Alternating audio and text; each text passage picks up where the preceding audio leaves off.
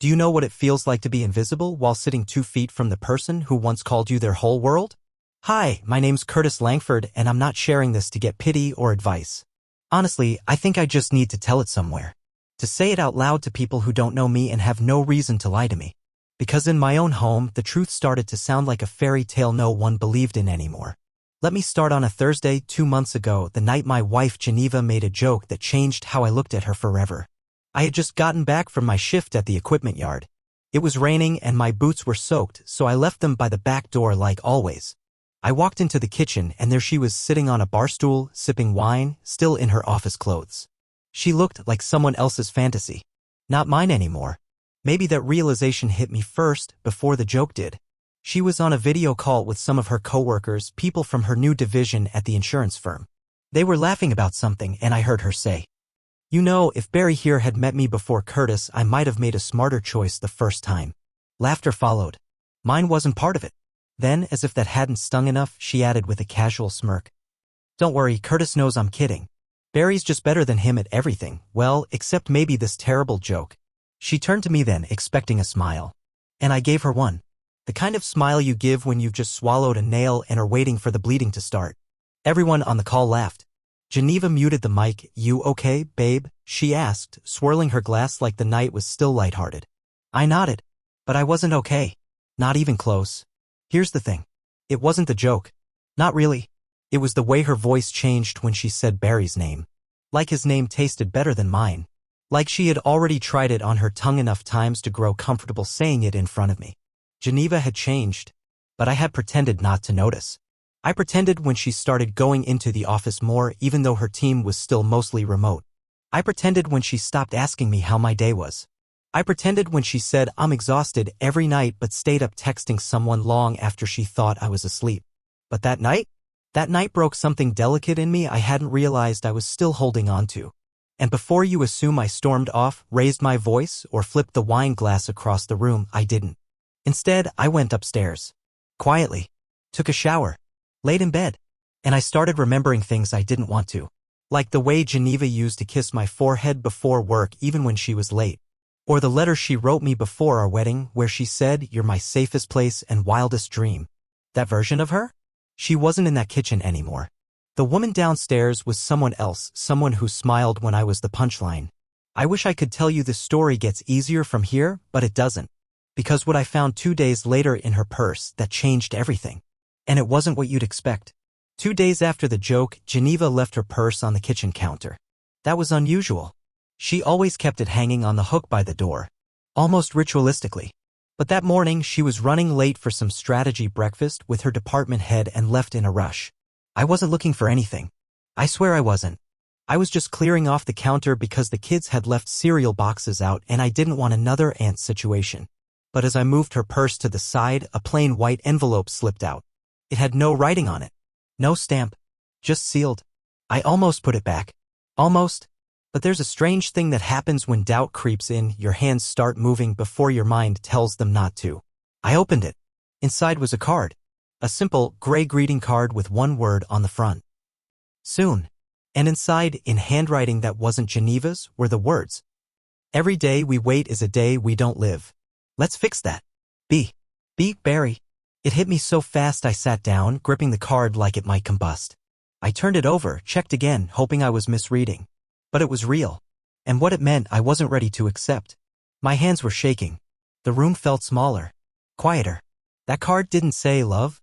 It didn't say let's run away. But it said enough. It said there were conversations I hadn't heard. Plans I wasn't part of.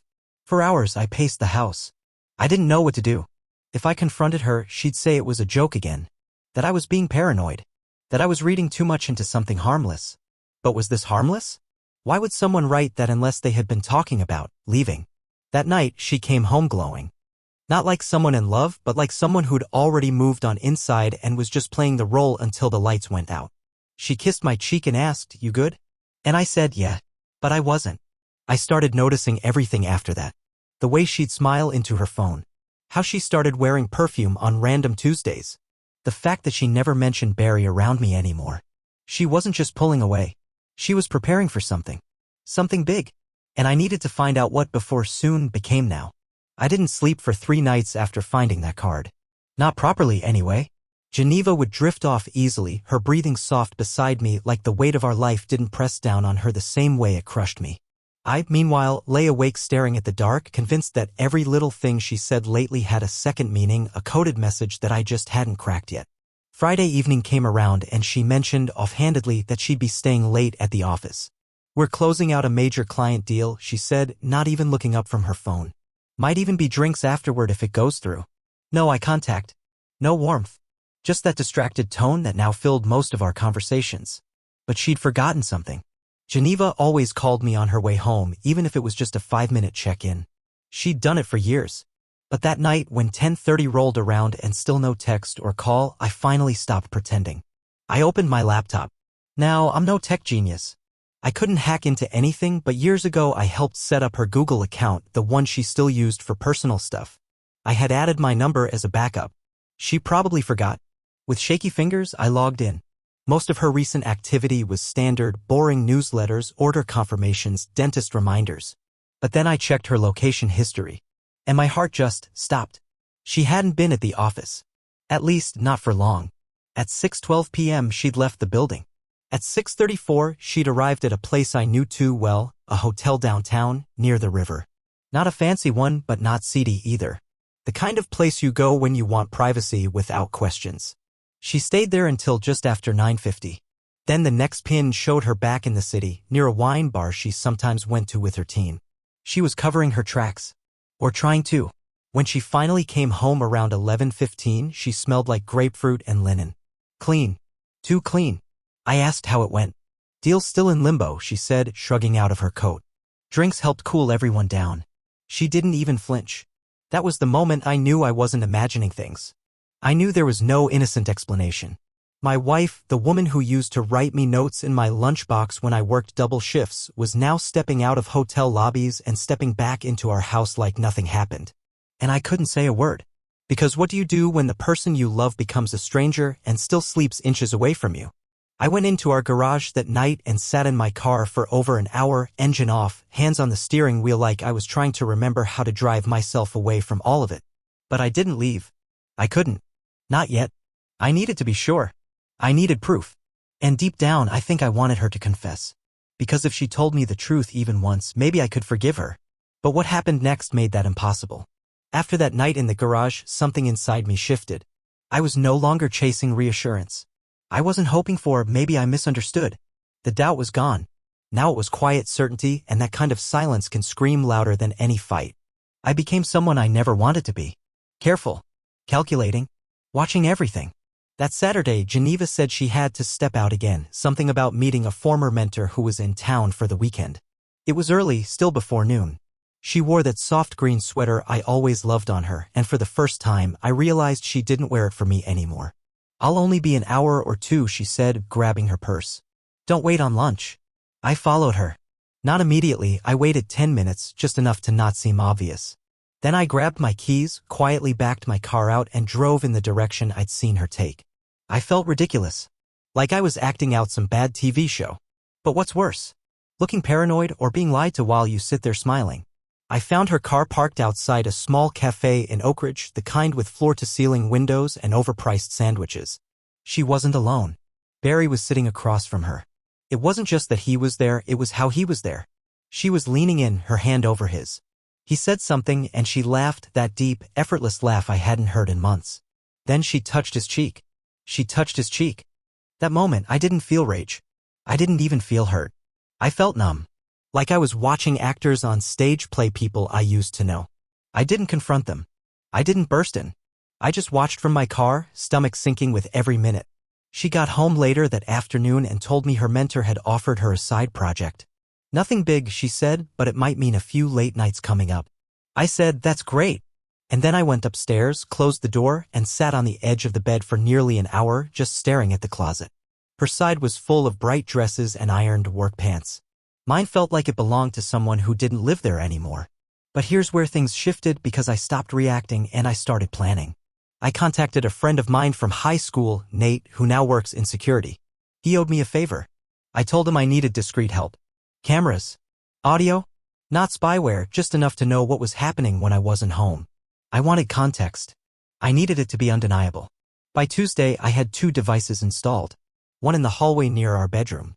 One in the downstairs den where she sometimes took late-night calls. And within days, they started catching pieces of a puzzle I wasn't ready for. On Wednesday night, after she thought I had gone to sleep, Geneva tiptoed downstairs with a glass of wine and her laptop. I watched the footage the next morning before work, heart pounding. She logged into a private Zoom call, no company logos, no background filters. Just her and Barry. I couldn't hear everything, but I caught enough. She said, "I've started dreaming about it. Not even guiltily anymore." He asked, "Do you think he suspects anything?" She laughed. "Curtis? He couldn't even see it if it was happening in front of him." That sentence broke me. Because it was happening in front of me. And I had seen it. Every detail. I didn't cry. I didn't scream. I sat there, holding my coffee, nodding slowly, not because I accepted it, but because I finally saw it clearly. She wasn't just slipping away. She had already left. The only thing left now was what I would do with the truth. Something changes inside you when you stop pretending. When you accept that the person who shares your bed is actually in love with someone else, and worse, they're comfortable enough to mock your blindness about it. It stops being a marriage. It becomes a game of masks. And I was tired of wearing mine. After hearing the recording, I spent most of that Thursday in a strange daze. At work, my coworkers asked if I was sick. I told them I was just tired. I wasn't lying, I hadn't slept properly in over a week. But it wasn't exhaustion in the usual sense. It was the kind that grows out of betrayal, the kind that makes your bones feel borrowed. That night, I did something I never thought I would do. I called Geneva's mother. We'd always had a decent relationship. She liked me more than Geneva realized. I think she saw me as steady, boring maybe, but kind. The kind of man she hoped her daughter would appreciate more with time. I didn't plan to expose anything. I just wanted to talk. To hear someone else say I wasn't crazy. She answered on the second ring. "Curtis," she said, confused. "Everything okay?" I don't remember the exact words I used. Something vague. Something like, "Has Geneva seemed different lately?" Her voice dipped into concern right away. "Different how?" And before I could censor myself, I said it, "I think she's seeing someone. I think she's been seeing someone for a while." Silence. Longer than I expected. Then she sighed. It wasn't a gasp. It wasn't shock. It was resignation. "Oh, honey," she said softly. "I was afraid of that." Turns out Geneva had been distant even with her. Canceling weekend plans, dodging calls, avoiding conversations about the future. Her mom said she'd noticed something was off ever since Geneva got the promotion that brought Barry into her daily orbit. "She's always needed excitement," she said. "But she doesn't understand what she's risking." We talked for nearly half an hour. She didn't defend her daughter's actions. She didn't say maybe it's a phase. She just listened. And when we hung up, I didn't feel better, but I felt less alone. That weekend, Geneva told me she'd be attending a team-building retreat with her department. A 2-night stay at a conference center 2 towns over. "Barry going too?" I asked, keeping my voice flat. She blinked. "Well, yeah. He's the project lead." "Why?" I shrugged. "Just curious." She narrowed her eyes, trying to read me, but I gave her nothing. She left that Friday evening, suitcase in hand, her good jewelry on, makeup done in a way she hadn't bothered with for me in years. She kissed me like someone saying goodbye for the day, not like someone leaving a husband behind. The second she was gone, I called Nate again. Told him I needed something a little more direct. Saturday morning, he handed me a sealed USB and a grim look. "You sure you want to hear this?" he asked. I didn't answer. I took it home and waited until the house was silent. Then I plugged it in and listened. He'd managed to get audio from the room Geneva checked into. It was legal barely, but what I heard was more than enough. They weren't just having an affair. They were planning. I heard Barry's voice say, "Once this bonus comes in, we can get the hell out of that house. You deserve more than sneaking around." Geneva laughed, soft and warm. "Curtis would never see it coming. He thinks I'm just burnt out. Poor guy's too gentle for his own good." "Gentle," Barry said. "Or just too boring?" Another laugh. A knife in slow motion. That night, as the files played over and over in my living room, I stared at the photos on the wall. Our wedding. Our first home. That trip to Oregon where we carved our names into a tree by the water. She had already cut me out of her future. And she was doing it with a man who mocked me behind closed doors while she smiled into my face at breakfast. But I wasn't going to yell. I wasn't going to cry in front of her. I was going to do something she never expected from boring, gentle Curtis Langford. I was going to let her walk right into the truth, and then I'd watch her face fall. Because there are consequences when you forget the person you betrayed still knows you better than anyone else. After I heard the audio from that hotel room, there was no going back. No more guessing. No more doubting my instincts. I didn't need Geneva to admit it anymore, I already had the truth. But I wasn't interested in revenge. Not the kind you see in movies, anyway. I didn't want a scene, or shouting, or some final confrontation where I'd get to say a dramatic line and storm off. No. I wanted clarity. And peace. And maybe, just maybe, I wanted her to feel what I'd been carrying for weeks, that slow, gnawing ache of knowing everything and still pretending everything's fine. So I did the only thing I could think of. I invited her to dinner. I told her I wanted to reconnect, said I felt like we were drifting, that I missed the way we used to talk. She seemed surprised. Guarded even. But she said yes. I booked us a table at the same restaurant where I proposed to her all those years ago. A small place on Franklin Street with flickering candlelight and linen napkins folded like origami. Back then, it had been our place. I wanted to see if any part of that still meant something to her. Or if it had all burned out quietly without me noticing. She showed up looking incredible. Effortlessly put together, calm, charming, like she wasn't juggling two lives at all. Like she hadn't been planning to leave me behind for a man who couldn't even hide his disdain for me when the mic was still hot. We ordered appetizers. Talked about neutral things, her work, my job, our son's school project. She was good at this, too good. Smiling in all the right places, asking follow-up questions, laughing just enough to seem warm but not invested. Then the main course came and I quietly placed the small envelope on the table beside her wine glass. She looked at it. What's this? I shrugged. Something I thought you should see. She opened it slowly. Inside was a printed transcript, the cleaned-up version of the audio Nate had given me. Not every word, not everything. Just enough. The parts that mattered. Her fingers tensed around the paper as she read. I watched her eyes shift. Saw her blink a little faster. Her jaw tightened. But she didn't say anything for a while. Didn't even look up. When she finally did, her face was a strange mix of shame and something colder, frustration. So, you've been spying on me? That was her first sentence. Not, I'm sorry. Not, it's not what it looks like. Just that. Accusation. Deflection. I let out a quiet breath. No, I said. I've been watching someone I thought I knew become someone I don't recognize anymore. She looked away. Curtis, this is you went through my things. You had someone record, this is crazy. I stayed calm. What's crazy is lying to your husband's face while you plan a new life with someone else and still act like nothing's wrong. The waiter approached. Geneva folded the paper and slid it under her purse with a forced smile. Can we get the check, please? The rest of the evening passed like smoke. No fireworks. No confrontation. Just the quiet understanding that the mask had cracked and everything underneath it was rotten. That night, we drove home in silence. The tension in the car was so thick it almost felt like a physical presence. She didn't speak as she got ready for bed. Didn't kiss me goodnight. Just slid under the covers and turned off her lamp without a word. And I slept on the couch. But not out of anger. Out of preparation. Because the next morning I was going to do what she never expected. Not scream. Not threaten. Not fight. I was going to disappear from her story, the one she had been rewriting without me, and finally start my own. But not before leaving her something she could never explain away. The morning after the dinner, Geneva slept in. I could hear the soft rhythm of her breathing upstairs as I stood in the kitchen, sipping black coffee from the chipped mug she once bought me at a roadside stand. It said, "World's okayest husband." At the time, we thought it was hilarious. Yeah? I couldn't decide if it had been a joke or a prophecy. I had already packed the night before. Quietly. Just the essentials, a few changes of clothes, my laptop, paperwork, a flash drive with every copy of the recordings and messages I had compiled, not to use as revenge, but to make sure I never doubted myself again. I wasn't looking to destroy her. I was looking to free myself. I left my wedding band on the bathroom sink. No note. No explanation. Just a symbol she couldn't miss, sitting alone beside her perfume bottle. The one she always wore around Barry. I didn't slam the door. I didn't even close it hard. I walked out like a man heading to the store, nothing urgent, nothing final. That was important. I didn't want her calling anyone. Didn't want tears or panic.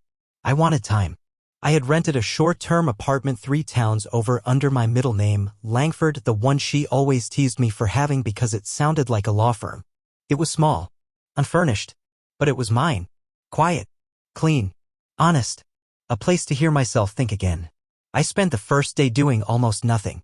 Just sitting, sometimes lying on the floor, watching shadows move across the walls as the sun shifted. There was grief, of course. You don't walk away from 10 years of marriage and not feel like a part of you's been torn out. But there was also something else. Something unexpected. Relief. I didn't have to pretend anymore. No more watching her type with a secret smile. No more waiting for phone calls that never came. No more calculating silence over breakfast. I was free and the quiet proved it. But Geneva didn't take long to notice. I expected her to call me around noon. She didn't. It wasn't until almost 6 p.m. that my phone lit up. First a message, "Where are you?" Then, "Curtis, this isn't funny." Followed by a call. I didn't answer. The next one came 2 minutes later. Then another. Then she left a voicemail. Her voice cracked right away. "Curtis, what are you doing? Is this about last night? Can we just talk? Please, I didn't mean to hurt you. I didn't think you'd actually," she stopped. Then, in a smaller voice, added, "Please come home." But I didn't go back. Instead, I opened my email and scheduled a message to send to her inbox the following morning at 9 a.m. It contained 2 things, the full folder of everything I'd gathered, texts, audio, timestamps, and a simple line of text. "I didn't leave because you cheated. I left because you forgot I was human." That night, I slept better than I had in months. The next morning, I woke up to a storm of missed calls and messages. The first few were angry. Defensive. "I can't believe you spied on me," she wrote. "This is a violation." Then came the guilt-tripping. "How could you leave without talking to me first?" Then came silence. Hours of it. Around 3 p.m. she sent one last message. "You didn't deserve what I did. I don't even know when I stopped seeing you as someone I once loved. I'm sorry. I don't expect you to forgive me. But I do hope one day you understand why I broke the way I did." I read it once. Deleted it. Not because I hated her, but because I didn't want to carry her reasons with me anymore. She had chosen her path. Now I was walking mine. The man she called too gentle was gone. And the man she never got the chance to know, the one who finally chose himself, had taken his first step. It's been 6 weeks since I walked out of that house and never looked back. At first, I counted every day like a sentence. The silence of my new apartment was so complete, it almost rang in my ears. No humming dishwasher. No drawers slamming upstairs. No late-night laughter from the TV while Geneva scrolled her phone. Just me in stillness. But slowly, very slowly, I realized something. I was healing. Not in a dramatic, overnight kind of way, but in those small, quiet moments that sneak up on you. Like when I made coffee in the morning and realized I didn't feel the tightness in my chest anymore. Or when I looked at my own reflection and didn't flinch. Or when I sat on the balcony one evening watching the sun fold into the horizon and actually smiled without needing a reason. I started jogging again. Not far, not fast, but enough to remember I had a body I'd neglected for years. I picked up a sketch pad, something I hadn't touched since college. Just lines and shading at first. Then faces. Then pieces of stories I wanted to tell, stories that weren't mine or hers, but somewhere in between. I never answered Geneva's last message. She didn't send another. I don't think she knew what to say once she realized she couldn't control how the story ended. And that's what this really was. An ending. But also a beginning. Some friends drifted. Others stuck around. A few reached out quietly, saying they never wanted to say anything but always wondered, you know how people get when the truth finally comes out. But the ones who mattered didn't ask for details. They just showed up. My brother helped me furnish the new place. My coworker brought over a toolbox and installed curtain rods like it was some kind of sacred ritual. My neighbor, a quiet guy named Elias who bakes for therapy, dropped off cinnamon rolls on a Tuesday without a word. I think people sense when someone needs a little something. They don't always say it, but they know. I also saw my son last weekend. Geneva and I are figuring that out slowly, carefully, without tension. We met at a park. Just the two of us. He's still young enough to see things simply, and maybe that's a gift. He didn't ask why I left. He just held my hand as we walked and said, "Can we get pizza?" And I did. I got him the biggest slice they had. And we sat under a tree talking about dinosaurs and space and video games, everything except the cracks in our lives. For a moment, it felt whole again. Different, but whole. I'm not angry anymore. I'm not broken. I'm not waiting for an apology that may never come. Because the truth is, I never needed Geneva to fix what she broke. I just needed to remember who I was before I gave every piece of myself to someone who stopped seeing me. And now? Now I'm building something new. It's quiet. It's humble. But it's mine. And for the first time in years, I'm not afraid to be alone with myself. Because I know now. I was never the joke. I was the one who finally walked away with dignity, with truth, and with enough courage to say, I still matter. even if she forgot.